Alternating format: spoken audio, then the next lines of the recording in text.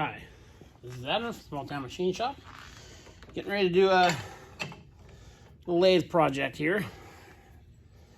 It is Thursday afternoon. The guy literally dropped the stuff off 10 minutes ago. So, real quick, easy job. Just needs it done by tomorrow morning. It is currently 108 outside right now. And in my shop, it is 111. So these are the kind of conditions I have to work in sometimes here in the afternoon. I have the door open, so I didn't bother turning on the AC because it's not going to do much against this heat. So as you see, I took the 3-jaw chuck out of the blonde, flipping my jaws around because we're going to do this. This is the 4-jaw for a while, and coincidentally, I have a job coming up where I was going to need the 4-jaw anyway. So in case, I'm sure all of you know, but the jaws on most chucks are either reversible or they'll come with 2 sets of jaws. Ones where you can reverse the cap on some of them. The other ones like this, you just flip around. This is a Cushman.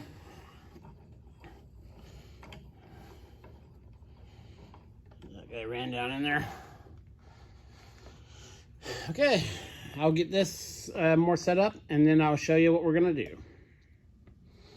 Okay, so what we're making is the guy brought me this. It's really roughly turned. This customer, he has one of those G0, I'm not sure, that 13 by some odd grizzly lathe that a lot of people have. So he does some of his own machining, and he made these. I've made a couple of these for him before, as I recall. It looks familiar. He brought me this. What we need to do, take this block of steel. This needs to go in there, in the middle. And then the outside doesn't matter. He's gonna weld this in. So this sits in here like this. We'll cut this, we'll shorten this, and then he's gonna put there's a shaft that goes in here, and this secures it. This will go in here, and then there'll be another shaft collar on the bottom to lock it into this. It's not a spinning shaft or anything like that. It's not like a bearing or anything. It holds something on his baler, I think he told me. He gets a lot of his equipment, and you know, like a lot of small farmers do, at auctions and stuff like that. And some of it's really, really rough. And he's done quite a few farmer repairs to them. But he was out using it today and needs this part for tomorrow. So that's what we'll do. So we'll go get this guy chucked up in the lathe, and we'll start poking a hole in it. I'll bring you back. Okay, we have the part in the lathe. Got the lathe set up. It's running within about 1.5 thou, which is perfectly fine. Remember, this is getting welded into something. It's got the tool set. First thing we'll do is, that's a really rough saw cut, is we'll true it up, take our measurements, and we'll get it down to thickness first. Then we'll punch the hole in it. So, I don't think the camera will vibrate much here. I'll bring you along for this part. Well, some of it. Okay, let's start cutting.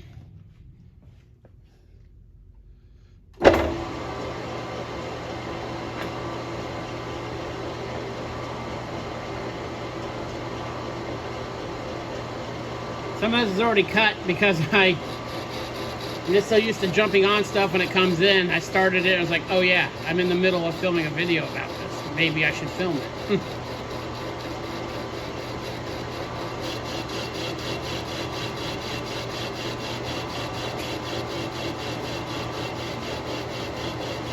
See, that was a pretty rough saw cut. Getting a nice chip off there though.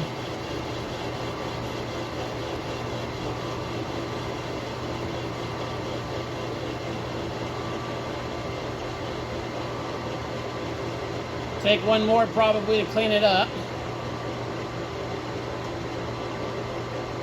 Using the power feed.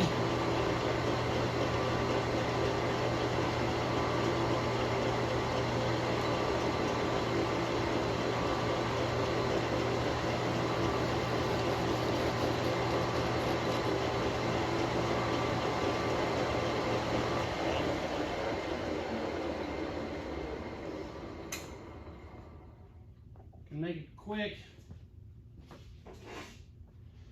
adjustment here. Obviously you can see, take the handle off, that tool up just a bit. Okay. It's cutting really nice, but left a little bit too big of a nub there. Okay. We'll come in. Oh, just a little bit here. This should get it.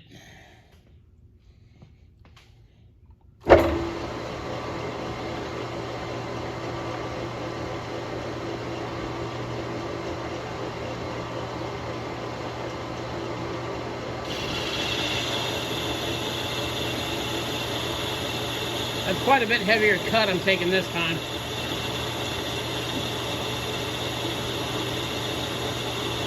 We'll go ahead and get that faced, start taking measurements.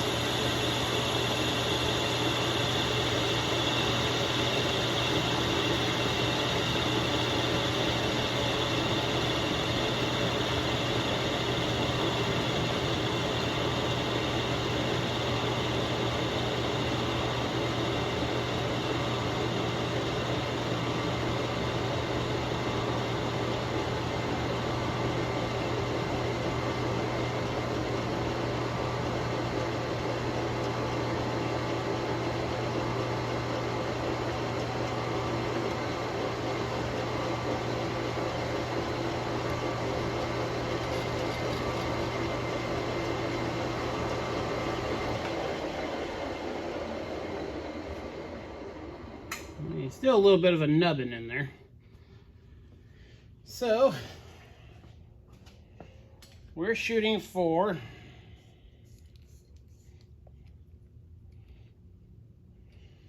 an 1 3/4 our length. We're at 209. So I'm going to go ahead. You guys have seen plenty of, you guys don't need to see this go back and forth a bunch of times cutting the same thing. So I'll get it cut the length and then I'll bring you back. Okay, we got it cut the size. Let's see, you got some nice colored chips off there. And yeah, so now we'll get the hole going in there. Checked everything now. I am not too proud to admit when I make a mistake. I forgot my calculation. I cut this 2.5 thou too short. So all I gotta do is put the other thing in there and take 2.5 thou off it. That's not a critical dimension. So I will go ahead and do that when we're done punching the hole in it. So yeah, but it's going good. So yeah, we'll get this rigged up for drilling and I will bring you back.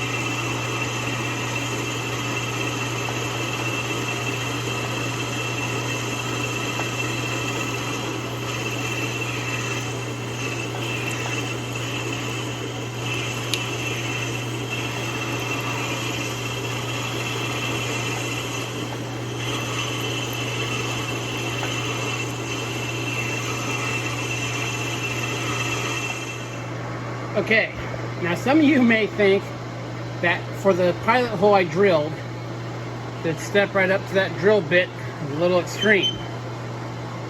That cut a nice hole in it. As you can see, all the way through, nice and concentric. I'll run the drill in for you. Over through. See the tips through. One little rub spot, but see, it's not rubbing all the way through like it cut it all weird. If you got really sharp bits, a really stout tailstock, you can get away with stuff like that. Okay, we'll get set up for the boring operation, and I'll bring you back. Okay, we've got the boring bar set up. And we're going to cut this to 1 inch, 487-ish roughly. The measurements on this piece vary a little bit. So, again, this is just to capture it. So, it's not going to spin in there. It's not for the space shuttle. We'll make it good. It's got the carbide tipped or carbide insert boring bar in there. Let's take some cuts. So, line her up. Let's take a 5, 10, 15, 20, 25, 30. Let's take a 30 to begin with. Kick her on. And kick on the auto feed.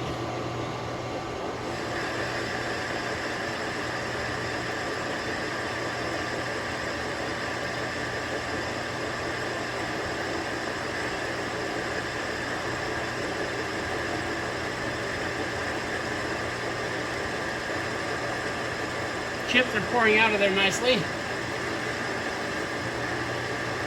This chuck, the jaws stick out quite a bit on it. So a lot of the times when you're cutting something that has a small chip, they'll push it out the back of the part and fling it in all directions, you know, around the chuck jaws there. I'll kind of show you that.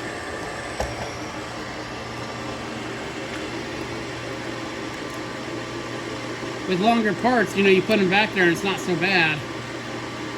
With this, and we're through. Yeah, it throws all kinds of little chips through this gap here. Kick off our power feed. Get back. Set you back where you were. Making a nice finish in there.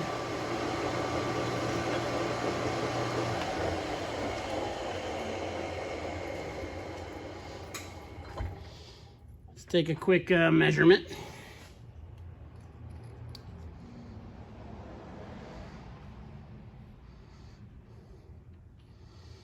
We're at 160, so we have a ways to go. So I will get her down to size and I'll bring you back. Okay, so we got the boring done. Here's the part.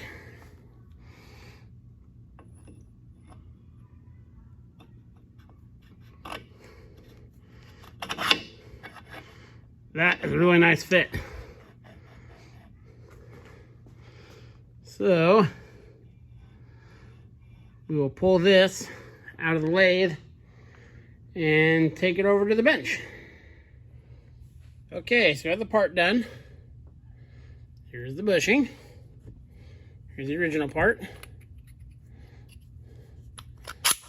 They're good. Lines up nicely. That's junk from filing it. Very nice fit. Very pleased with that. There's like no wiggle in that whatsoever. And as you can see, I don't know if I can get that to show. That's perfectly flat on top. I ended up taking 1.5 thou off this part. And the farmer guy called me. What this actually is this is the linkage, part of a linkage to a one of his tractors. So he's going to weld this part in, I guess part of it rotted out or broke out. I'm not sure. This goes in here. And the collar here. And this is part of a shaft to a mechanical linkage to one of his pieces of equipment. So yeah, that came out. I'm very pleased with the way this came out for really how crude of a part it needed to be. So that's part of a lot of the work I do. People, I don't think I've ever built something off of plans. Farmers bring me something that's trashed or broken, drop it off in the driveway, say, hey, I need this fixed. So you just kind of, you know, make everything, put it back together. I'm very happy with that. That came out nice. And that's part of, if you're thinking about opening a job shop, that's a lot of what it is. It's making stuff to match. And everyone wants it done, you know, a week ago. So yeah, that's machining the linkage bushing to a tractor. This is Adam from Small Town Machine Shop. Please comment, like, and subscribe, and thanks for watching.